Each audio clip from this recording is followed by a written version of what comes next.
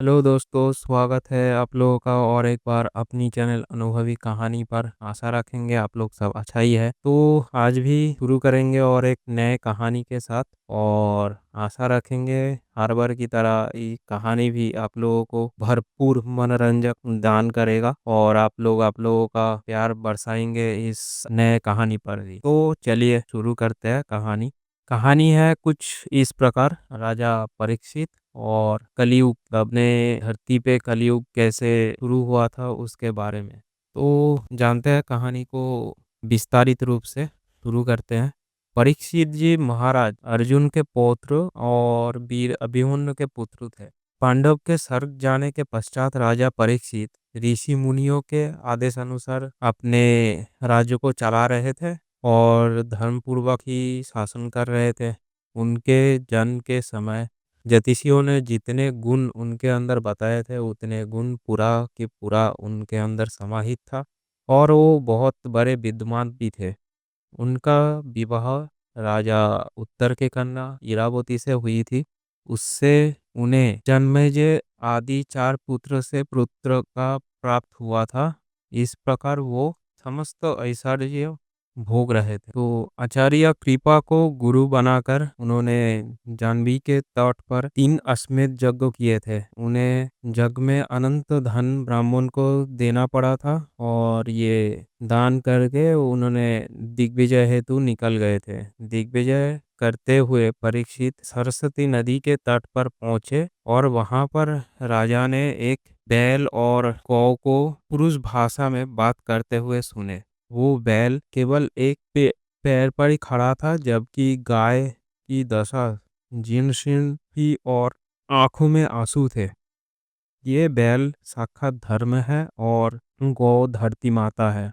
बैल केवल एक पांव पर खड़ा है जो सत्य है। बैल की 3 पांव नहीं है, मतलब दया, तप और पवित्रता। बैल केवल एक पांव पर खड़ा है। कलयुग में ना दया होगा, ना तप होगा, ना पवित्रता होगा, केवल सत्य होगा, यही मतलब था। बैल गाय को पूछते हुए कहा कि हे देवी पृथ्वी, तुम्हारा मुंह मलिन क्यों हो रहा है? किस बात की तुम्हें इतना चिंता है?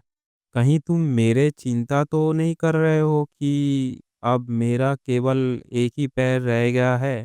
तो पृथ्वी बोली, हे धर्म, तुम सब कुछ के जानकार हो और सब कुछ जान के भी मुझे ये प्रश्न पूछ रहे हो। सत्य, पवित्रता, क्षमा, दया, संतोष, त्याग, धर्म, शाम, दप, दम, तप, सफलता, क्षमता, शस्त्र, विचार, तितिक्षा, ज्ञान प्रति से युक्त भगवान श्री कृष्ण के अपने धाम चले जाने के कारण मुझ पर घोर कलयुग छा गया है। तो मुझे तुम्हारे साथ ही रहना है देव। पितृता, ऋषि, साधु, सन्यासी आदि सभी के लिए महान शोक है।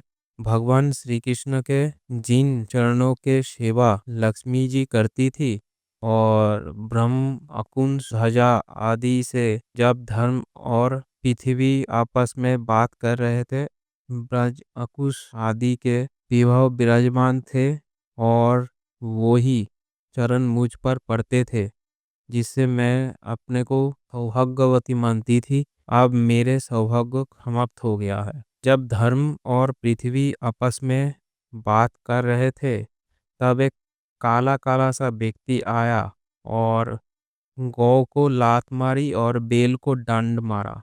महाराज परीक्षित अपने धनुष बाण को चढ़ाकर मेघ के समान गंभीर वाणी में ललकारे, हे दुष्ट पापी नराधम, तू कौन है? इन निरीह गाय और बेल को क्यों सता रहा है? तू महान अपराधी है। तेरे अपराध का उचित दंड बध ही है।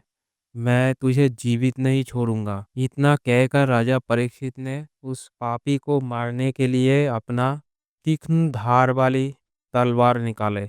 वो व्यक्ति डर गया और महाराज के चरण में गिरकर क्षमा मांगने लगे। वो बोले, मैं कलयुग हूँ। श्री कृष्ण के जाने के बाद अब द्वापर युग भी खत्म हो गया है और कलयुग का आगमन हो गया है। अब मेरा राज चलेगा।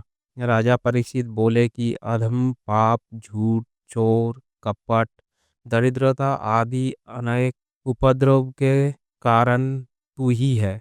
अतः तू मेरा राज्य में से तो निकाल ही जा, मैं तुझे नहीं रहने दूंगा यहाँ पे। तब कलयुग बोले, मैं कहाँ जाऊंगा? जहाँ तक सूर्य और चंद्रमा का प्रकाश है वहां आप धनुष बाण लिए मुझे दिखाई देते हो।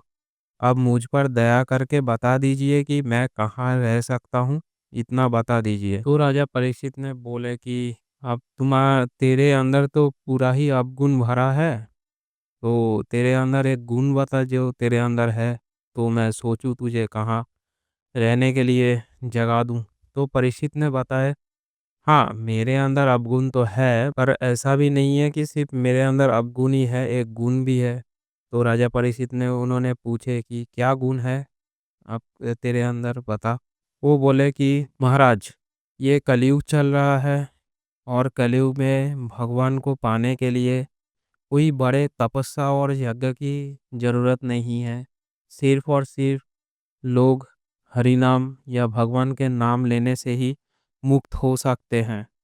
कोई बड़ी पूजा और विधि विधान के अनुसार उतना बड़ा यज्ञ का जरूरत नहीं पड़ेगी। मानो कि रामचरितमानस की ये चौपाई जहाँ सार्थक है ही रही है, कलयुग केवल नाम अधरा सुमिर सुमिर नरा। परीक्षित ने उत्तर इस शर्त को तो परीक्षित बोले, ठीक है, मैं एक शर्त पे तुझे अपने राज्य में घुसने का अनुमति दे सकता हूँ। वो है कि जो दो लोग निर्दोष है उनको कोई नुकसान नहीं पहुंचाएगा। वो केवल तो और उन्होंने ये भी बताया कि तू केवल वही जगह पे रह सकता है जहाँ शराब पीना, वेश्यावृत्ति या पुरुष और महिला के बीच अनैतिक संबंध और हिंसा है। कली ने परीक्षित को बताया कि हे प्रभु, आपने जो 4 जगह बताए वो 4 जगह बहुत ही घिनौनी जगह है, मुझे और एक जगह दीजिए जहाँ पे थोड़े से सुकून के साथ मैं रह सकूं। तब परीक्षित जी बोले कि ठीक है, तुम्हें और एक जगह मैं दान करता हूँ जहाँ तुम रह सकते हो, वो है स्वर्ण, मतलब सोने। सोने के अंदर तुम रह सकते हो। तो एक दिन हुआ यही कि परीक्षित जी अपना कुछ सामान ढूंढ रहे थे, तो वो ढूंढते ढूंढते एक बक्सा को देखे। तो उस बक्से के अंदर एक मुकुट था, जो बिना परिणाम सोचे उन्होंने वो मुकुट पहन लिया। ये मुकुट जरासंध का था। जरासंध के पुत्र सहदेव ने अपने पिता का मुकुट लौटाने के लिए कहा था, लेकिन सहदेव ने उसमें रुचि नहीं दिखाई क्योंकि भीम ने उसे जबरदस्ती लिया था। इसीलिए मुकुट अनुचित रूप में प्राप्त किया गया था। अनुचित रूप से अर्जित धन या सोना कली को प्राप्त होता है। जैसे ही परीक्षित ने मुकुट को पहन लिया तो कली उनके अंदर प्रवेश कर गया। कुछ दिनों के बाद मुकुट पहने परीक्षित पहली बार जंगल में शिकार करने गए। उन्होंने कई सारे जानवरों को मार डाला। उन्होंने पाया कि वो अपनी सेना से अलग हो गए हैं। दोपहर में उन्हें भूख और प्यास लगी। उन्होंने एक ऋषि का आश्रम देखा सामने जंगल में। वहां वो प्रवेश कर गए। समीक ऋषि समाधि में थे। परीक्षित ने सोचा कि वो राज्य के राजा है और ऋषि उनका स्वागत नहीं कर रहे हैं। उन्होंने सोचा ऋषि उनका स्वागत ना करने का नाटक कर रहे हैं। ऋषि के पास एक मरा हुआ सांप पड़ा हुआ था। क्रोध में आकर परीक्षित ने मरा हुआ सांप उठाकर ऋषि के गले में लटका दिया। जब समीक के पुत्र श्रृंगी आश्रम में आए तो अपने पिता के गले में मरा हुआ सांप देखकर क्रोधित हो गए। उन्होंने सांप को हटाया। गहरी सांस लेकर उन्होंने आंखें बंद करी और वो ध्यान में लग गए। उन्हें एहसास हुआ कि परीक्षित जी ने ऐसा किया है। क्रोध में आकर श्रृंगी ने परीक्षित को श्राप दे दिया कि 7 दिन के भीतर तक्षक नाग उनको डांस लेंगे और उनकी मृत्यु हो जाएगी, क्योंकि उन्होंने ही उनके पिता के गले में वो श्राप डाला है। जब राजा परीक्षित ने श्राप सुना तो उन्होंने तुरंत राजगद्दी अपनी पुत्र जन्मेजय को सौंप दिया। वो गंगा नदी के तट पर चले गए और अन्न जल त्याग दिया। परीक्षित ने सोचा कि श्रृंगी ऋषि ने उन्हें आशीर्वाद दिया है क्योंकि वो विषय भोग में लिप्त थे, अन्यथा वो वैराग्य वैराग्य नहीं लेते। कोई संत उनसे मिलने आए कई संत उनसे मिलने आए, लेकिन कोई भी उन्हें 7 दिन से मोक्ष का आश्वासन नहीं दे सकता था। ईश्वरीय प्रेरणा से सुखदेव जी परीक्षित के मोक्ष प्रदान करने आए थे। सुखदेव जी ने परीक्षित से कहा कि आप चिंता ना करें तथा जो भी मिले उसे अर्पित कर दे।